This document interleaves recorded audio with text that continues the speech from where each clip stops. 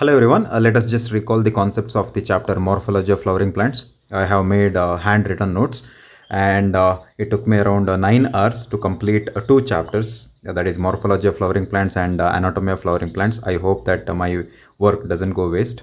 Okay, so you could see the first concept of the chapter, that is the root. Okay, so in root you can expect some questions, that is in dicot plants radical forms primary root. So this point is very important. Got it? So radical actually forms primary root in dicot plants. Okay, so some types of roots are given here. Taproot system, very simple, primary root and its branches. Fibrous root, where do you see fibrous roots? Okay, so normally you see in wheat, roots originate from the base of the stem. Remember that. Okay, adventitious roots, commonly asked question. So roots arise from parts other than radical. This question was asked earlier. Okay, so example banyan tree, then monstera and grass. So please note this point. Regions of the root. So please remember this diagram. Okay, commonly asked question. Regions of the root part. You could see regions of the maturation. So this is the region of the maturation where you could see the root hair. Okay, so this is the region that is just below the region of maturation. You could see region of elongation, and this is region of meristematic activity. What do you see here? You see lot of cells which are actively dividing, and just below the region of meristematic activity there is a protective cap like structure which protects the root from damage, that is called as root cap. Okay, so this is the thing. You can take the screenshot also. Okay, you can watch this video just before the NEET examination, that's day before the NEET examination. It will be really helpful. Okay, now the root modification. See, prop roots. Normally you see them in the banyan tree, mainly for mechanical support. Prop roots are nothing but a type of adventitious root. Stilled roots, another type of adventitious roots. Normally you see them in sugar cane, that is at the base of the sugar cane. Okay, and also maize also, mainly for mechanical support. The roots coming out of the lower nodes of the stem, that's it, lower nodes. Okay, touching to the surface of the soil, mainly for mechanical support. So two roots are very important. This one is very important. Nematophores, what are these? These are actually negatively geotropic roots, the root which is arising from the soil and it actually goes against the soil, okay, towards the upper side, okay, above the surface of the soil. Normally you see them in a plant called as Rhizophora. Rhizophora is a type of mangrove plant. What is the function of nematophores? They help to get oxygen for respiration. That's it, oxygen respiration, very very important. Don't forget this. Mangroves normally grown in swampy areas. Yes, okay. Storage roots, that is mainly for storage of food. Adventitious roots of sweet potato, please note this. Sweet potato has adventitious root which can store the food. Tap roots of turnip and carrot. Done. Okay, so remember this. Next we go to another concept, that is a stem. Again you can expect some question. Mainly stem has two important parts, nodes and internodes. What are nodes? Nodes are the region where leaves are born. Remember that leaves are born from the nodes. Internodes are actually the region between the two nodes. Done. Okay, so young stem is generally green, yes, but later becomes woody and dark brown. It's normal because of secondary cambial activity. We'll study in Anatomy of Flowering Plants chapter, don't worry. Okay, but remember this statement because I saw this statement somewhere else in the previous year question paper. Modification of stem. Okay, again, what is the modification? For storage, again, potato, ginger, turmeric, zamindkand and colocasia. Okay, this is actually the stem which actually stores food. Remember the examples. For support, mainly like from axillary buds tendrils arise. Please remember what is axillary bud. If this is the stem and it has got a small bud here, from this actually you could see the small tiny tendrils actually arise. Okay, axillary bud. Next examples, cucumber, pumpkins, watermelon, grapevine. Tendrils. Remember what are tendrils? These are spirally coiled like structure which actually comes from axillary buds, mainly for support, so that they can climb. Okay, for protection, you know that for why? To prevent the plant from the herbivores. So axillary bud becomes woody and pointed to form thorns, that is nothing but spines. Okay, example, bougainvillea. Okay, for photosynthesis as well as water storage, we all know that is opuntia, cactus. Euphorbia, another plants actually. So remember two plants, flatty as well as fleshy stem. Flat, fleshy. Okay, why? For photosynthesis as well as to store the water. Yes. Next, sometimes for asexual reproduction, that is also called as vegetative propagation, and the structure for vegetative propagation is called as vegetative propagules. Okay, so grass and strawberry, you see vegetative propagation stems. Remember that. Aerial stems. So this statement, even I saw this somewhere else. Mint and jasmine. Okay, in these two plants, a slender lateral branch arises from the base of the main axis, and after growing aerially for some time, arch downwards to touch the ground. Very simple. So if this is the stem, okay, like this will hold, and from here you see a lateral branch, okay, and then actually they curve downwards and touch the soil and they form a new plant. That is normally seen in jasmine and mint. Okay, remember that. Russet of leaves and tufts of roots, in it's seen in Picea and Eichhornia. You know about Eichhornia, offset, for example. Okay, leafy shoots in banana, ginger, and chrysanthemum. Remember these examples. Okay, leafy shoots. Okay, fine. Next is actually the leaf. It originates from shoot apical meristem. Please remember, leaf originates from shoot apical meristem. In apical meristem, there are two types: shoot apical meristem and root apical meristem. Okay, so leaves are arranged in acropetal order. What is the meaning of acropetal? Like this. Okay, important organ for photosynthesis. We all know that. Parts of a leaf: leaf base, petiole, lamina. There are three important parts in a leaf. Okay, remember that. What is petiole? Petiole is actually just behind or below the leaf. You could see a small stalk, okay, which actually holds the leaf blade. Okay, lamina, so that it can actually move the leaf blade, so that it get sufficient light, as well as it cools the leaf. Okay, so that's the thing. Let us see that. Yeah, we are done with this. Yeah, leaf diagram is here. So you could see the leaf diagram. See here, this is the axillary bud here. This is the stem actually, and this is the axillary bud. From this, the petiole originates. This stalk is called as the petiole, and the base of the petiole is called as leaf base. Sometimes in leguminous plants, this leaf base is bit swollen. Okay, that is called as pulvinous. That is written somewhere else here. Okay, so it continues further. This is called as the leaf blade, and you could see a midrib, and midrib has networks. What do you call for that networks? Vinelets. Correct, vein and vinelets. Okay, so this is the main structure of leaf. Lamina is also called as leaf blade. Okay, leaf base attaches leaf to stem. Okay, stipules, small leaf like structure. Remember that these are stipules. Here actually I have drawn only one stipule, but in the leaf you see a pair of stipules. Remember that. How many? Two stipules. Pulvinous, swollen leaf base in legume plants like beans. Petiole holds the leaf blade to light cooling of leaf. These are the function. Midrib, veins and veinlets for water, mineral, food, and transport of all this stuff. Okay, so fine. This is very important. What is venation? Arrangement of veins and veinlets in the leaf blade or lamina. Okay, so there are two types of venation. Reticulate venation. What is the meaning of reticulate venation? Okay, so it is nothing but network of veinlets. Correct. If you just see a normal leaf, you could see a midrib and the veins will be there. That is actually called as a reticulate venation. Normally it is seen in dicot plants.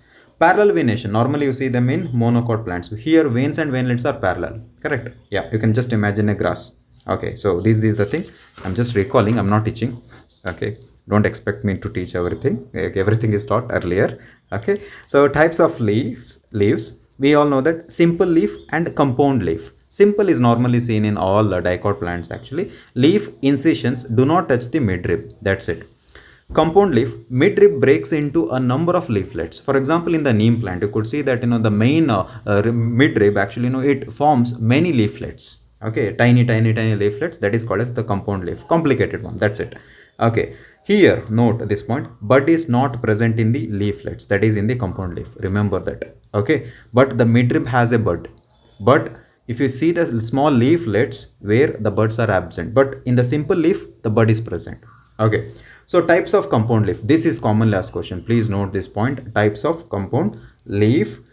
Pinnately compound. Here you could see this is the pinnately compound leaf. That is example neem. Very important. Pinnately compound neem. Okay. Leaflets are present on a common rachis. So this is the rachis. You could see a long stalk. So you could see the leaflets coming out of it. Okay. So that is neem is a good example. Pinnately compound. Palmately compound is very simple. Looks like a wall of leaflets. Okay. So here leaflets are attached to a common point. See, there is a common point and you could see the leaflets at the tip of the petiole. Okay. Silk cotton is very important actually. The example, palmately compound, silk cotton. Don't forget, pinnately compound, neem. Okay, so that's it. I think we are done with this. We go to the next phyllotaxy. Okay, so what is exactly this phyllotaxy? It is the pattern of arrangement of leaves on the stem or branch, correct? So how exactly leaves are arranged to the stem? There are three types. Alternate, very simple. What is alternate? You could see here. This is alternate, correct? A single leaf, correct, arises at each node in alternate fashion, correct? Not exactly, not opposite fashion, alternate. Here, like this. Examples, note this. China rose, mustard, sunflower. Sunflower is also called as helianthus. Okay, China rose, mustard, helianthus, sunflower.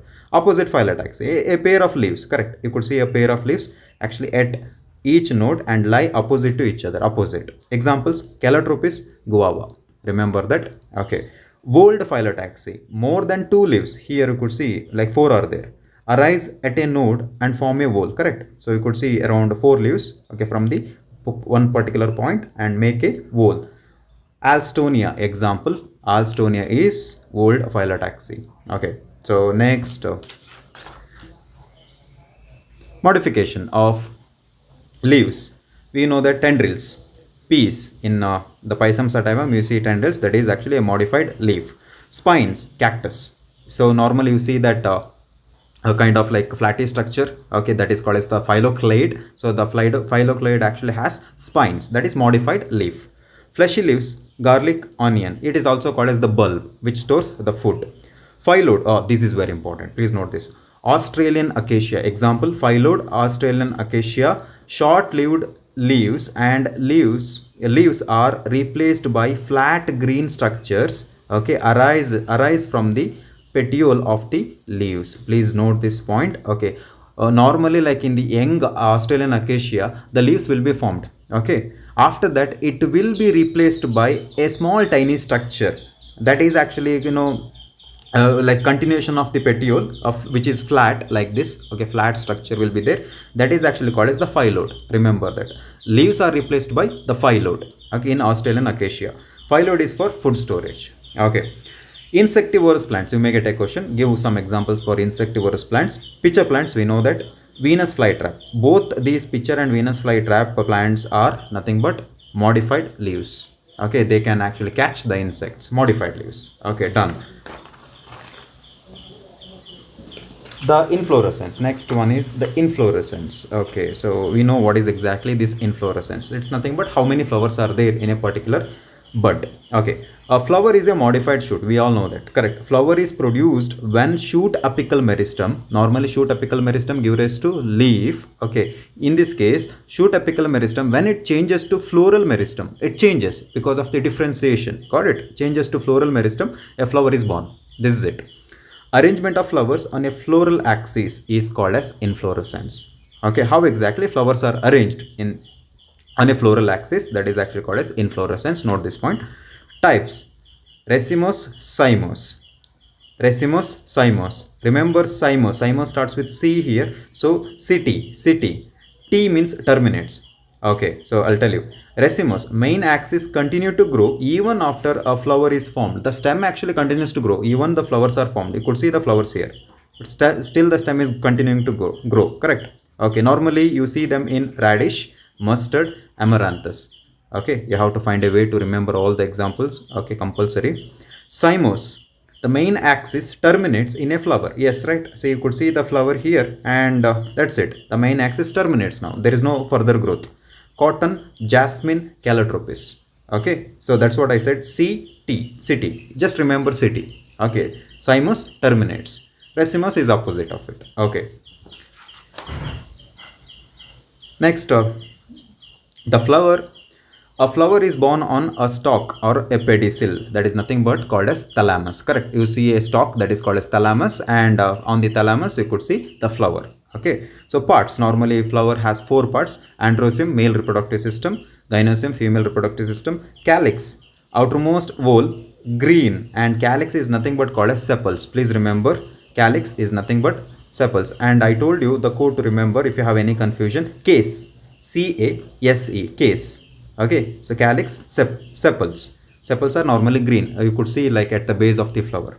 Corolla. What is this corolla? That is inner side to calyx. Okay, so they are colored petals. If this is the corolla, and from here, that is inside, correct? Inside. So here actually you could see the colored portion of the flower, that is nothing but called as the petals or the corolla. Remember that. Types of calyx and corolla. Calyx, free sepals. If the calyx are free, okay, if the sepals are free, they are not actually fused, okay, then it is called as polycephalous. This condition is seen only when a flower is having more sepals. Polycephalous, if they are free, if they are not fused. Okay, if they are fused, it looks like only one sepal are there, or one sepal is there, but it is not one sepal, it is many. Okay, but it is fused, that is called as gamocephalous. Poly, many, gamo means fused. Okay, corolla is also same. Free petals, if the petals are entirely free, not fused, then it is called as polypetalous. It's very simple, it's very simple, the terms polycephalous, polypetalous. Fused petals, gamocephalous, fused, gamocephalous. Okay, what is perianth? So remember, this perianth is nothing but when calyx and corolla are not distinct, like you cannot differentiate between calyx and corolla, both are fused almost. Okay, so that is that condition is called as the perianth. You cannot separate the petal from the sepal, that they are fused, that condition is called as perianth. Okay, so done. Next one is the symmetry, very important. In animal kingdom, we have studied symmetry. These three symmetries are there: radial symmetry, bilateral symmetry, and asymmetry. Here also in flower, again there are three symmetries. Actinomorphic, remember the word. Actinomorphic is nothing but radial symmetry. Okay, you know the definition, so I will not explain about it. Actinomorphic flower is nothing but radial symmetry flower. Examples, very important: mustard, datura, chili. Mustard, datura, chili. You may get a question like datura exhibit. Option A, actinomorphic symmetry, zygomorphic symmetry, asymmetry, none of the above, like that. So remember, it is actinomorphic. Zygomorphic is opposite, that is bilateral symmetry. Zygo, bilateral. P, gulmohar, bean, and cassia are the examples. Asymmetry, irregular symmetry, there is no proper symmetry. In the case of porifera, that is asymmetry, correct, like that. Okay, kanna is the example. Kanna is irregular symmetry, asymmetry. Again, a flower can be differentiated into two types: presence of bracts. Okay, bractate flower, flower with bracts. Ebractate flower, flower without bracts. Okay, if bracts are there, then it is called as bractate. If bracts are not there, then it is called as ebractate. Examples are not given, thank God. Okay, types of flowers based on the position of ovary. Okay, so this concept is very, very important. Very important. Okay, don't forget it. Hypogynous ovary, common last question. Hypogynous means superior ovary. Here the ovary or the gynosium occupies the highest position in a flower. Okay, with respect to other floral members. Okay, so superior ovary, gynosium occupies the highest position. Examples: mustard, China rose, brinjal. Remember this. Exhibit hypogynous ovary. Perigynous ovary. Peri means half, not exactly superior or inferior. It is between. Half inferior ovary. Gynosium is at the center and other flower parts are situated at the rim of the thalamus. Note this point. Plum, rose, peach. Common last question. I think I still remember. Plum, exhibit, perigynous ovary. Okay. So next, the diagram is given here. Okay, you can just see in your NCERT textbook. This is perigynous ovary. Okay. Epigynous, inferior ovary. Okay, here gynosium is fused.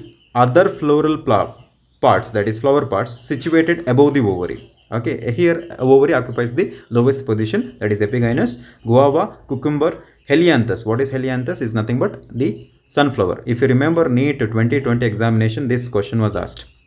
I think from this part only two questions were asked. Two questions were asked. Yeah. I still remember I was explaining to Samartha. Two questions. Helianthus, ray florets of sunflower. Remember this. Okay. Next, one more important concept, that is estivation. What is estivation? Arrangement of sepal or petals in a floral bud. How exactly sepals and petals are arranged? Okay, whether they are overlapping. If they are overlapping, are they following a proper direction? Okay, or these sepals or petals are arranged in irregular manner. Okay, so that is nothing but estivation. So here, valvate, the first one. Here sepals or petals touch one another. For example, this is a sepal and this is the another sepal in a flower. So they just touch one another. They don't overlap, they touch. This is called as the valvate. Calotropis is the example. Remember this. Twisted. In this case, they overlap one another in a particular direction. There is a particular direction. Correct. You could see this diagram. See, this is direction is particular. Here they just touch one another. Okay, so please remember the diagram. It is given in the NCERT. China rose, lady's finger, cotton are very good example for twisted estivation. Okay, yeah, we are done with this. Next one is the imbricate and vexillary. So I'll keep it. Okay, what is this imbricate estivation? Here sepals or petals overlap in an irregular manner. Imbricate. Okay, so the word is bit weird here. So you can imagine sepals or petals overlap irregularly. Gul, mohor, cassia are the examples for it. You could see here irregular fashion arrangement. Vexillary, the last one. Here this is very important.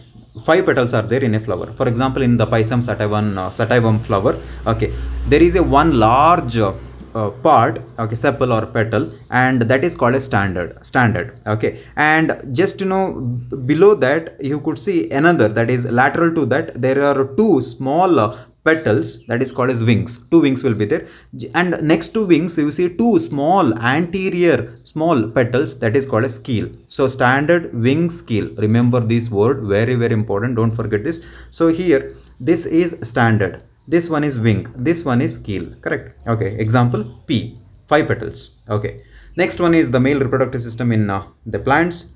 Androecium, remember the word staminode. What is staminode? If the stamen is sterile, okay, it is not reproductively active, it cannot reproduce. Staminode. Epipetalous, please understand the meaning. Epipetalous, fused stamens with the petals. If the stamens, that is androecium, is fused, attached to the petals, then it is actually called as epipetalous. Brinjal is very good example. Epiphyllous, if the stamens are fused with the perianth. Remember what is perianth? Calyx and corolla are fused. Okay, if it is fused with the perianth, then it is called as epiphyllous. Lily is the example. There are so many terms and so many examples. Okay, then polyandrous. What is the meaning of polyandrous? Here you see many stamens, they are all free. Got it? They are not fused. Many stamens will be there, but they are free. That is polyandrous.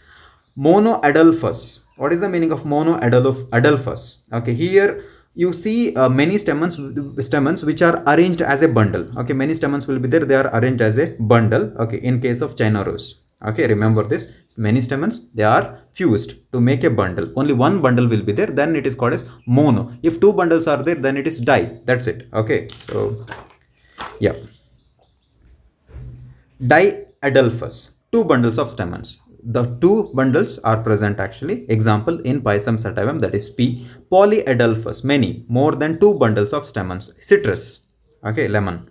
Variable length stamens are seen in same flower. Okay, if you take one flower, you see stamens. Normally we expect the stamen length should be same, but examples like salvia and mustard exhibit variable length stamens. Okay, the length varies in the same flower. Example salvia, mustard. Okay, gynoecium, female reproductive system. You know the words. Apocarpus. Apocarpus is nothing but more than one carpel. They may be free. So normally, like you say, the carpels, that is gynoecium part, actually they are free, actually not fused. Examples lotus, rose. Syncarpus, very simple, many carpels which are fused. Okay, mustard, tomato. Examples.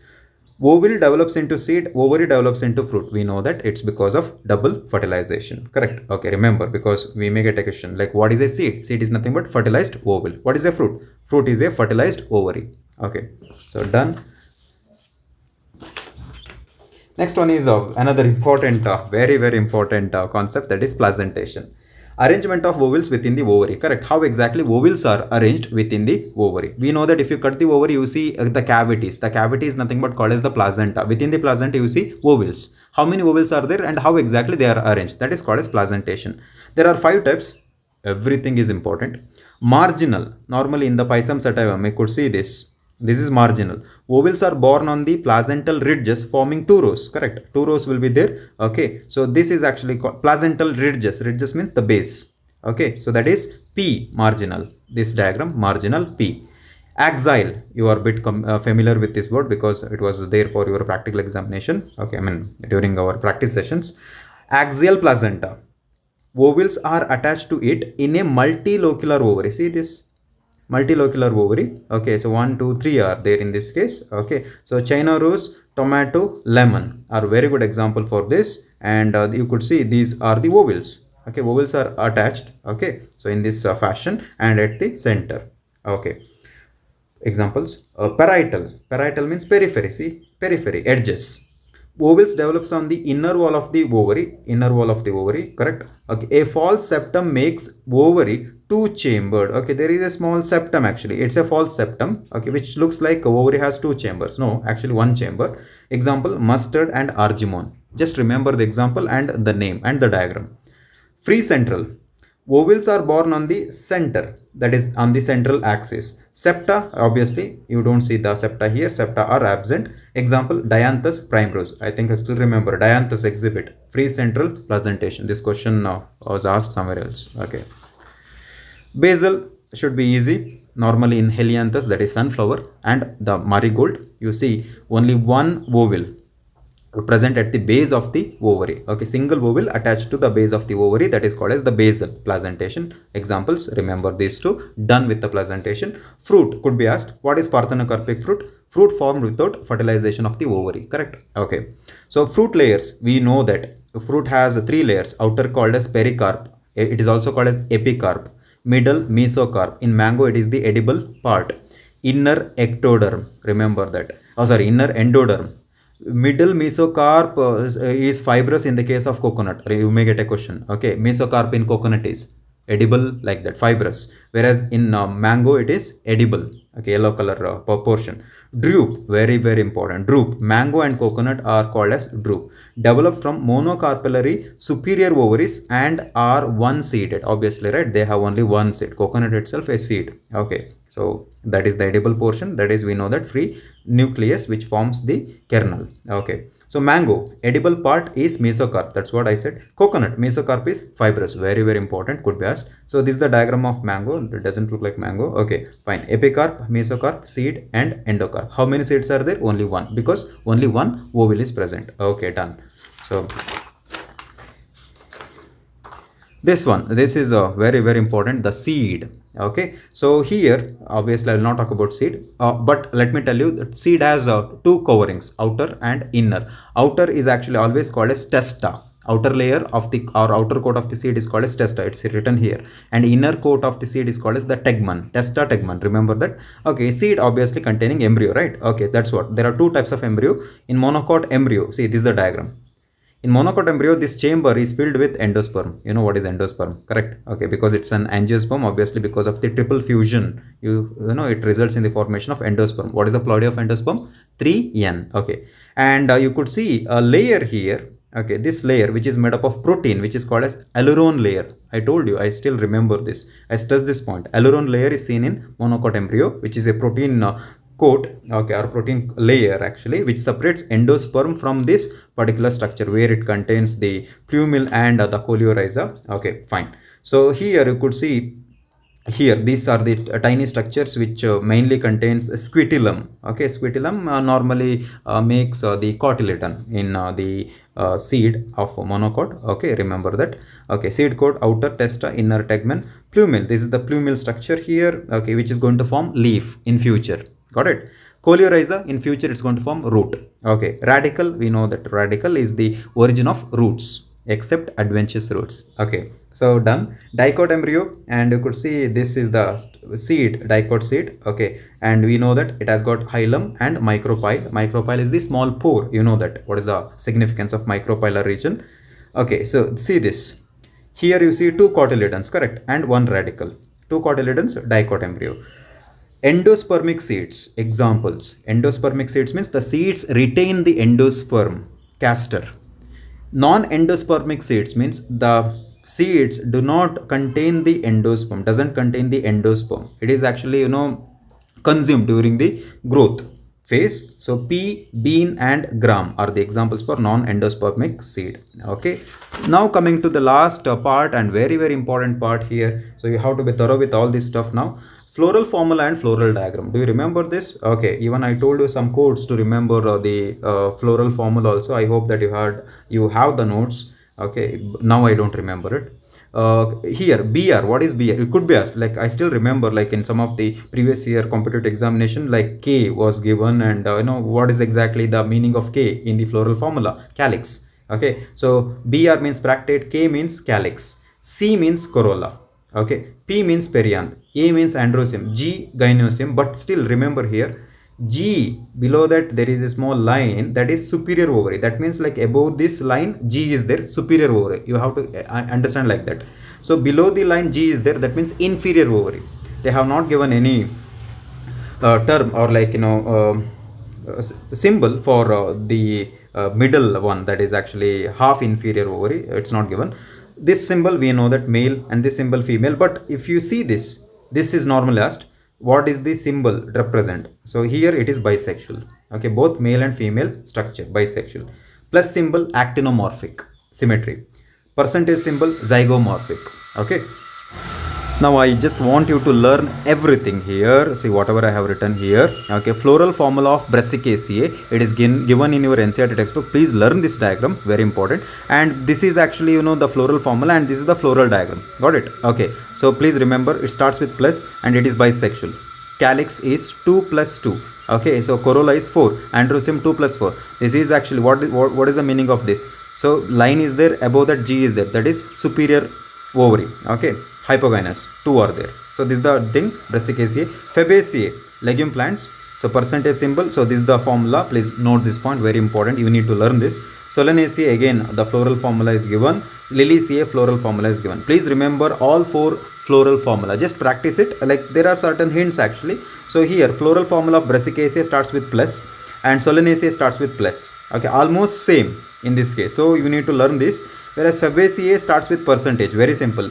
So in this, out of 4 floral formula, only Fabaceae starts with percentage. Done. Okay, because normally in the NEET examination, that is MCQs, obviously either Fabaceae given or this floral formula would be given. Okay, you need to identify which family or the floral formula of this family. Easy. Liliaceae starts with BR. Easy, right? Only 2 things you need to learn. That's what I have written here, students. You must learn all 3 family characters. It is given in your NCERT textbook 3 families: Fabaceae, Solanaceae, Liliaceae. Anything could be asked from the family. Sorry for the disturbance. Okay, fine, whatever it is. So I hope some concepts are recalled. Okay, so if you need, you can just save the video.